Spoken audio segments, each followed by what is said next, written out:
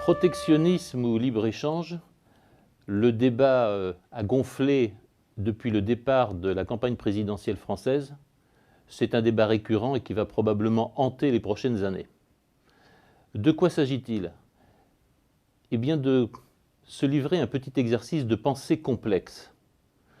Je crois que c'est le point le plus utile alors que les noms d'oiseaux fusent, alors que d'un côté les protectionnistes sont accusés de préparer la guerre mondiale et le conflit de tous contre tous, et que les adeptes du libre-échange sont de leur côté accusés de préparer l'invasion des produits chinois, des hordes qui vont déferler sur notre belle Europe. Il faut sortir de cet affrontement naïf, primaire et caricatural. De quoi s'agit-il? Il s'agit d'un débat sur des techniques économiques, le libre-échange étant une technique économique, comme l'application de droits de douane est une autre technique économique. Mais ces techniques économiques sont sorties de leur lit. Elles sont sorties de leur lit parce que le libre-échange est devenu une idéologie, le libre-échangisme, qui me rappelle ce que Marcel Mauss appelait un fait social total, en parlant du don et du contre-don.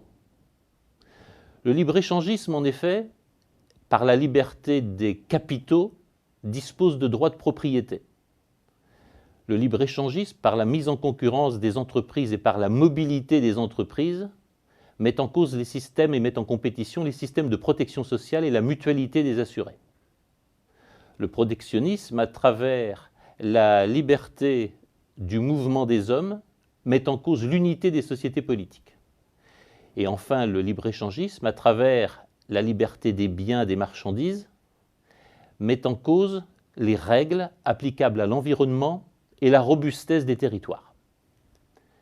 Dans ce débat, que faut-il considérer pour essayer de demeurer dans la complexité? Sans doute se rappeler l'enseignement de Paul Bairoch. Paul Bairoch, le grand historien de l'économie, conclut trois choses à ce sujet.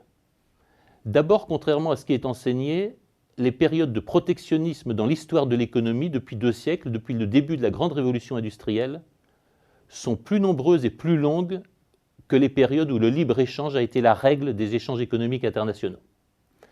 Paul Bairoch nous dit aussi, et établit sans discussion possible, que la plupart des périodes de forte croissance, et notamment la plupart des périodes d'industrialisation, par exemple des États-Unis, par exemple de l'Allemagne, se sont déroulées dans des périodes où la protection des échanges à travers des tarifs douaniers était très significative.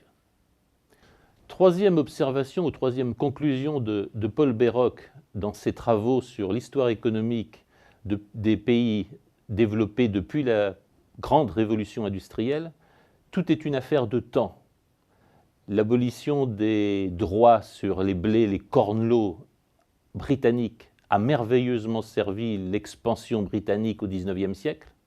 De la même manière, des droits de douane extrêmement élevés ont protégé l'industrie américaine dans la période qui suit la guerre de sécession et ont permis l'industrialisation rapide et l'arrivée aux États-Unis au premier rang des puissances mondiales au début du XXe siècle. Tout est une affaire de temps et une affaire de situation.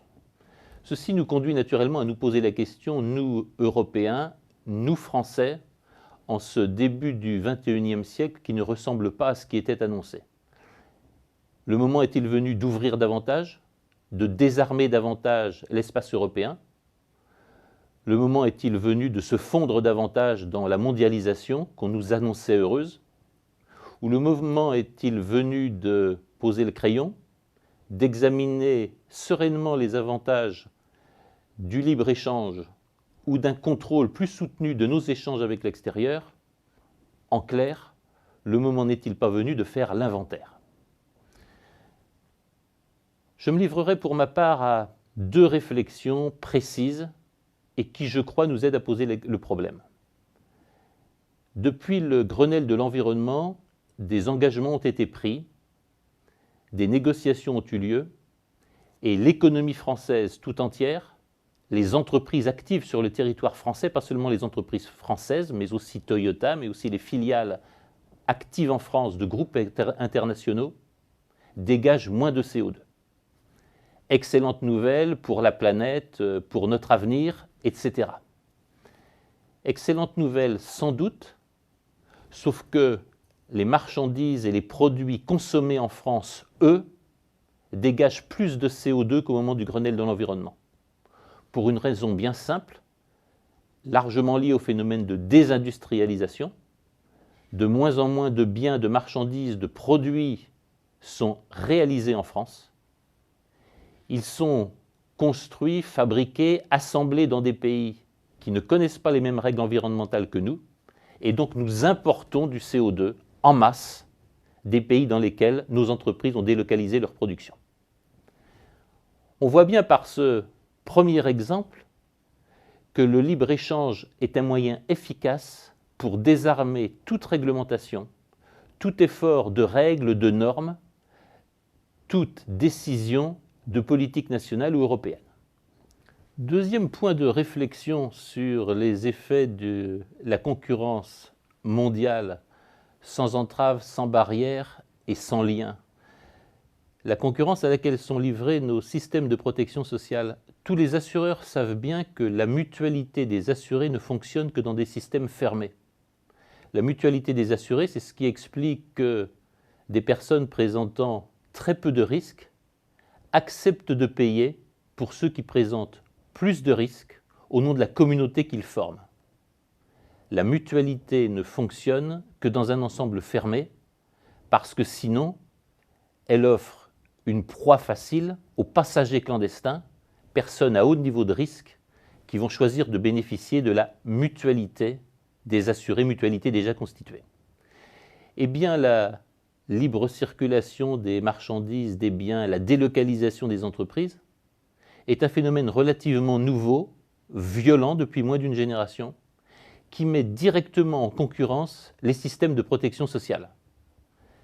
Les systèmes de protection sociale sont en concurrence, ce qui veut dire que les plus exigeants d'entre eux sont voués au déclin, au dépérissement ou à la ruine, mais ce qui signifie aussi, et c'est le problème essentiel auquel nous en arrivons, que la volonté politique d'une communauté nationale ou régionale est battue en brèche par la liberté des échanges. C'est probablement ce point qui est en train de devenir décisif, parce que le libre-échange est sorti de son lit. C'était une technique économique, c'est devenu un moyen politique. C'était une technique qui, dans certaines périodes, dans certaines conditions de développement, pouvait favoriser la croissance et pouvait favoriser le mieux-être. C'est devenu une doctrine qui s'impose à tous et qui devient clairement un instrument de puissance. Rappelons en passant que les États-Unis diffusent à l'extérieur et imposent partout dans le monde des pratiques et une doctrine du libre-échange qu'ils gardent bien de s'appliquer à eux-mêmes.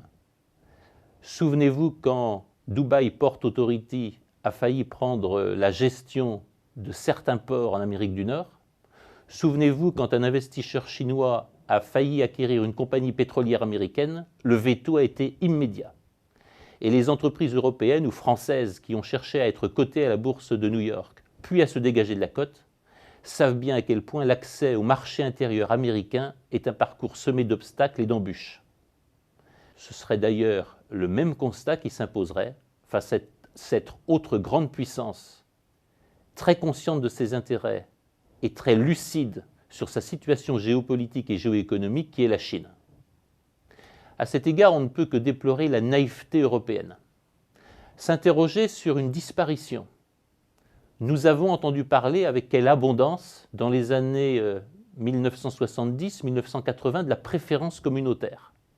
Elle devait être la règle de l'avènement du grand marché unique, qui allait favoriser les échanges à l'intérieur d'une zone économique de plus en plus pertinente, la protéger de l'extérieur. On remarquera que le mot de préférence communautaire, de préférence européenne, a totalement disparu du discours autorisé. Je ne suis même pas sûr qu'il ne soit pas quelque part devenu délinquant. La question que nous posons n'est donc pas une question économique, c'est une question d'autonomie politique. Derrière le débat entre le protectionnisme et le libre-échangisme, la version idéologique du libre-échange, il faut entendre un débat sur l'autonomie des peuples à disposer d'eux-mêmes. L'autonomie des peuples à contrôler les droits de propriété, notamment sur leurs terres. les droits des peuples à préserver leur unité interne contre les migrations du travail, de la pauvreté, parfois même de l'esclavage. La liberté des peuples a décidé eux-mêmes de leur relation avec l'extérieur, ce qui est une condition de la liberté, ce dont l'opposé s'appelle la colonisation. Et à ce sujet, comment ne pas rappeler la réflexion pleine de bon sens, mais souvent oubliée, de Claude Lévi-Strauss: tout organisme vivant qui se ferme aux échanges avec l'extérieur dépérit et meurt. Mais tout organisme vivant qui ne choisit pas de l'extérieur ce qui va le nourrir, le construire, le rendre plus fort, plus habile et plus apte, cet organisme aussi dépérit et meurt. Nous sommes à un moment où ce sujet prend une nouvelle actualité, une nouvelle importance. Ce n'est pas un sujet économique, c'est un sujet d'autonomie politique et c'est en définitive un sujet de liberté.